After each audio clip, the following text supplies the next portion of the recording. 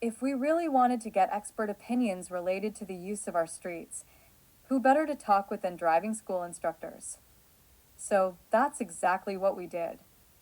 These men and women are uniquely qualified since they personally experience the grid for hours on end and because they are tasked with communicating how to handle each category of change that is made. Furthermore, unlike almost anyone else, they are forced to relinquish a certain amount of control to novices behind the wheel, at the potential risk of their own safety. One guy we spoke with who expressed extreme animosity with the logic behind bus-only lanes that sit empty most of the time while cars idle in traffic, also had very strong feelings about the way many two-wheeled users navigate his city. It shortens the lanes for you, and then the bikers, they really think that they are one of us. They take over. They have no respect for us as drivers. I think they should put it back the way it used to be. More recently, we met up with an administrator at a suburban truck driving school that happens to have a lot of international clients.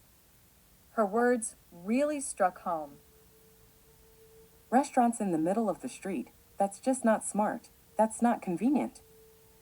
The bike lanes, I feel like it depends on where they are, but if it's on like the main road, it doesn't make any sense, you know?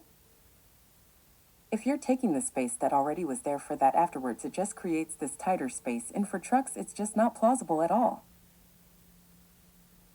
Especially for new drivers, if you're taking them on the road or you are taking them to a little corner, it's like if you're putting the biking lane when there's already so much that scares them. It just adds more to the alert that they have to watch out for. Because anything is possible, but it's like, for that, it's a danger to the new driver and the cyclist. Real talk.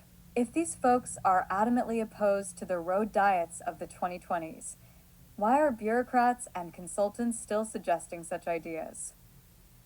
Have any Department of Transportation employees or politicians in this country ever proactively solicited input from even a single driving school instructor?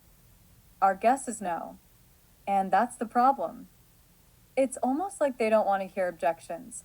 They'd much rather skip to breaking ground on the multi-million-dollar installations instead.